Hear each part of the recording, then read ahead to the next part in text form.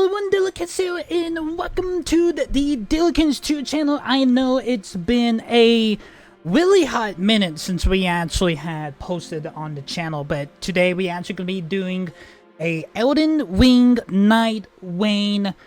We actually going to be releasing two, but in this episode we actually going to be doing the bosses.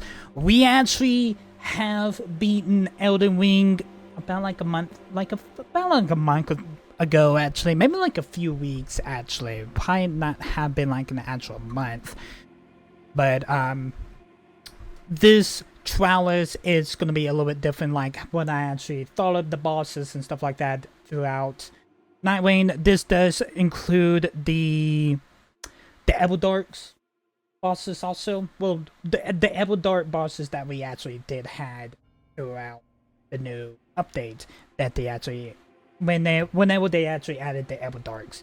So there we go. Alright. So first we actually gonna be having the tier list to badass, good, okay, or mess. I'm gonna go ahead and say some of these. Like some of these fights was really badass. I'm just gonna go ahead and let you guys know, like, majority of these bosses, it's basically just the music. The music was... holy shit.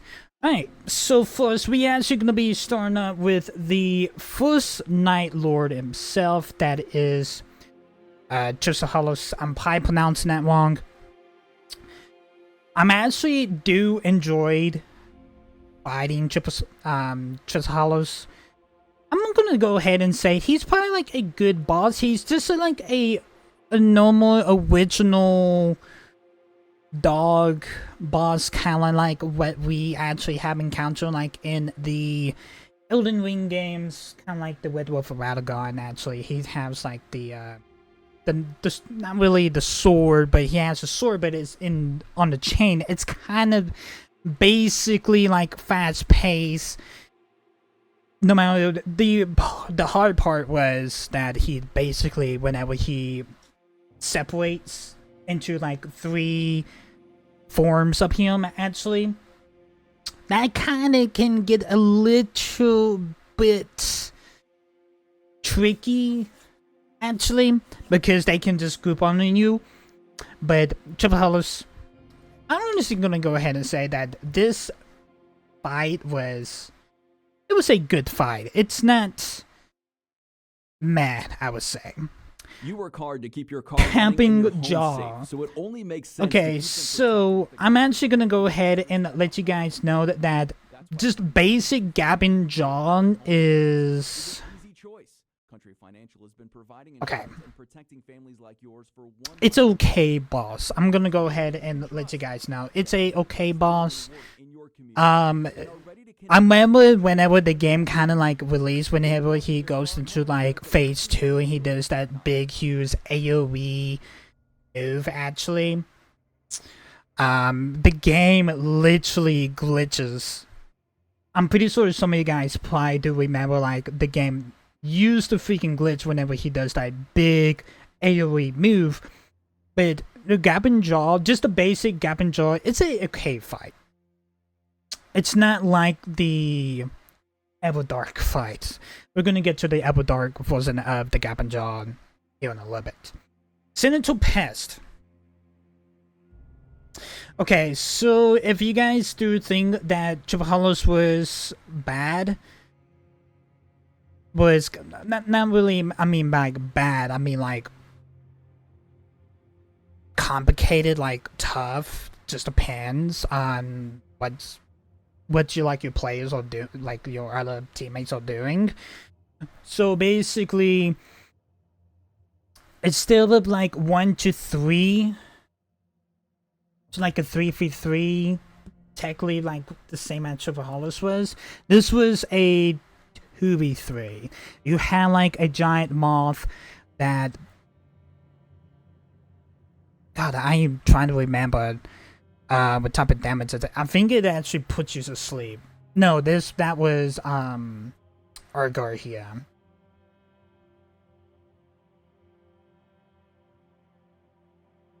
I think it was I think it was sleep. God, I don't even remember, actually. I really don't. This fight here...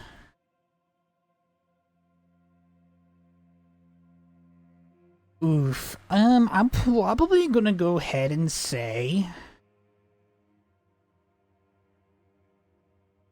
No matter, here's the thing. This is like the only time I have beaten this boss. It's only been one time, actually.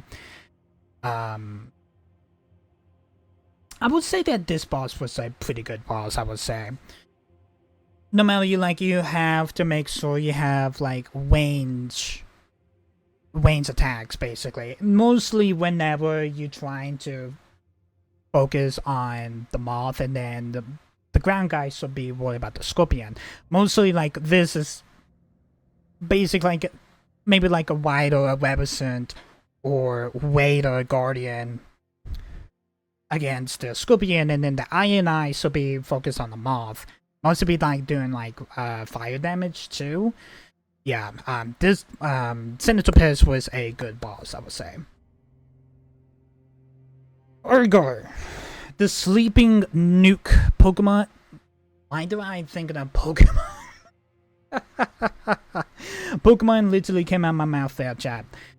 This boss is so fucking annoying. The reason why it's so annoying, it's basically like fighting the Elebees right at the end of Elden Ring. Spoiler alert if you guys haven't played Elden Ring. You basically, the majority of the time, you literally just change and add to them across the fucking arena, basically.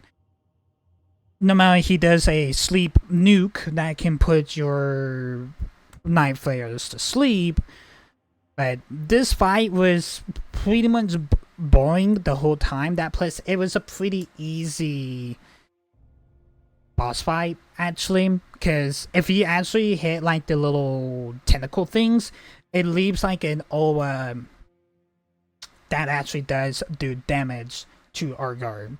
Just gonna go ahead and let you guys know.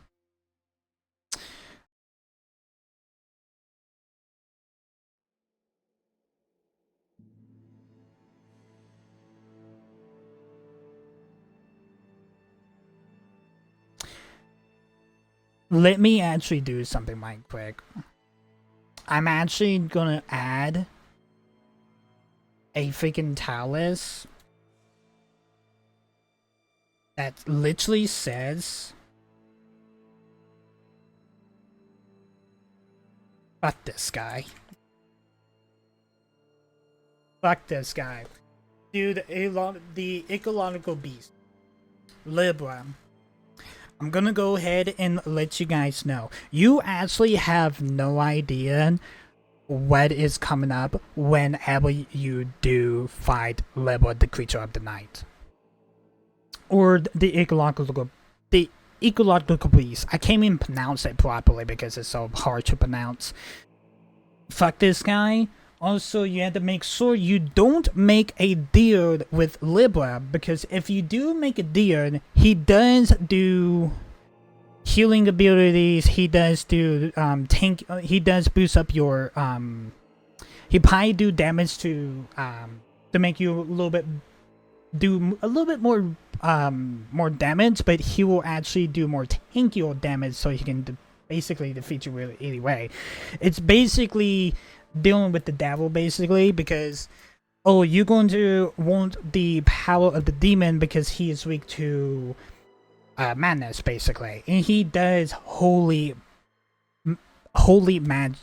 madness powers, basically. That madness is oof. When it hits you, you're pretty much like fucked, basically. I'm gonna go ahead and say he's actually is a badass boss. He's really is. He is. The fuck this guy is just a funny thing, but I'm just gonna go ahead and say, Libra, you're a badass boss. the Dark Drift Knight. Just the basic Dark Drift Knight. This fight is so insanely epic. It's crazy and really, really fast paced. You'd think that literally just the basic Dark Drift Knight fight. Just wait till you get to the Ebel Dark fight. I'm just gonna go ahead and say that. That plus the boss music. Chess kiss. Future in the Fog. I actually honestly think that this boss, Caligo, is on top of Libra and the Dark Drift Knight. This boss was so cinematic, it's crazy. They did not have to go hard with this guy. The music is chess kiss. The freaking big, huge AoE, freaking giant ice plate that will drop on you. Chess kiss. No matter, those are some people that actually say, actually have like technique. It's like, oh, you can run to the edge of the map to avoid it. You technically was supposed to run toward him. This fight was such a badass fight. Understood, the Night Lord, or the Night Aspect himself. This fight,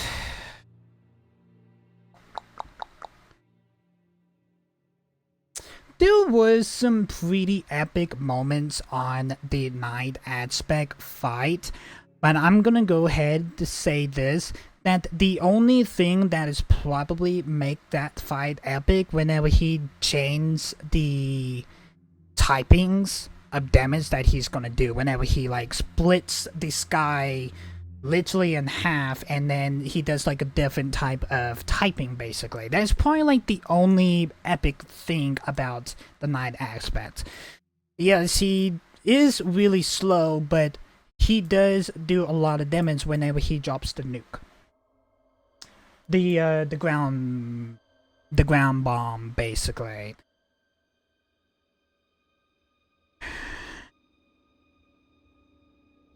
To be fair, actually,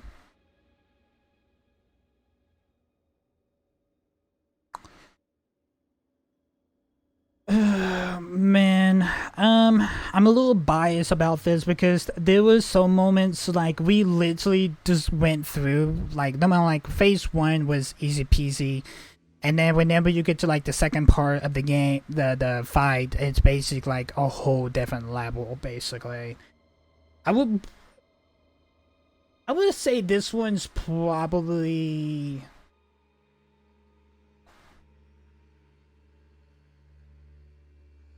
I'm probably gonna put it that good. I think that's probably like on top of good, actually. It's a okay boss, but it's not badass. There was only like maybe like 1 or 2 things that I honestly think he was badass, but I'm just gonna go ahead and say that the Night Aspect also is a good boss, I would say. Alright, now we actually in the Ebel Dark. So anyone does not know that Ebel Dark is actually like bonus, not with like bonus bosses, but there are bonus bosses that actually do make you get like a different kind of currency that you can be able to buy, like sifting oath events, and you can actually buy different outfits for your Night Flayers, actually. So the first ever Ebel Dark was the Gaping Jaw. You basically do start up on phase 2. So whenever you get into the fight, the Gaping Jaw or the Ebel Dark bosses are basically already on phase 2, and then it goes to phase 3. I would say the Ebel Dark Gaping Jaw is a lot better than just the basic Gaping Jaw fight. I would say that. That plus, it was fucking insane whenever the phase 3 comes in, and then he does the big AoE move that you actually had to go into the tornado. That plus the tornado is actually closing in on you, making it more close range and more intense. It's a badass fight. Bad ass fight. It's gonna go ahead and that. Alright, next is actually I did not manage to get these last two. I did not. I actually 100%ed like right when the Dark Drift Night kind of like released. It was actually like that Wednesday before the Dark Drift Elden actually releases, when I actually was like, I actually like 100% of the game. Normally I have watched some streams whenever the third phase comes in. He basically starts galloping in the air like a reindeer, and then whenever he brings out the double lightsaber, he basically a little bit more faster. That plus he does a huge AoE move. It's basically like a bow and arrow, and just like shoots the ground. It's insane. I actually will say that the Elden is probably on top of that, actually. And now this one is the last one I do know. That is the Senator Pass one. It is another one that I have not done, and actually I have not watched any streams of. Actually, I do heard that all of these Elden, these 3 Elden is supposed to be like in the game like permanently now.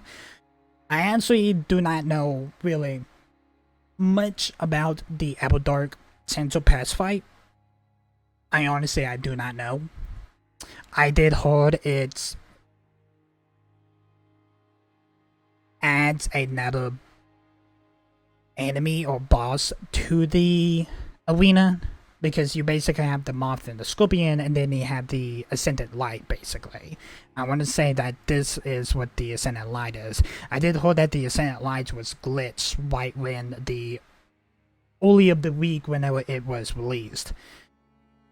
I'm probably going to go ahead and assuming that it is a badass fight, because you're basically finding 3 bosses in one arena, basically, at the same time. That's what I'm kind of assuming, because I actually have not touched this boss. I'm gonna go ahead and let you guys know. I'm sorry.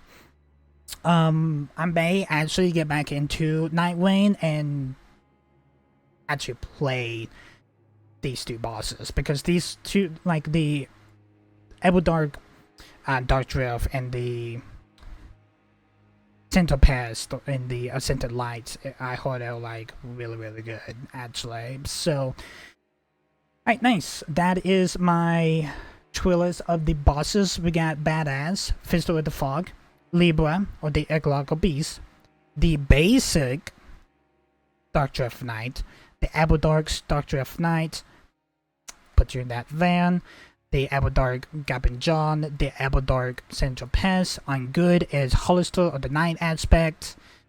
I feel like that's probably like the best spot for it, actually. Jump Hollis, Senator Pass. Okay is Gabin John and Matt Argard. I'm actually kind of curious if they actually gonna release any new bosses. That would be actually kind of cool. Next, we will probably be doing the Night Flayers. The next trial list video. Peace, guys.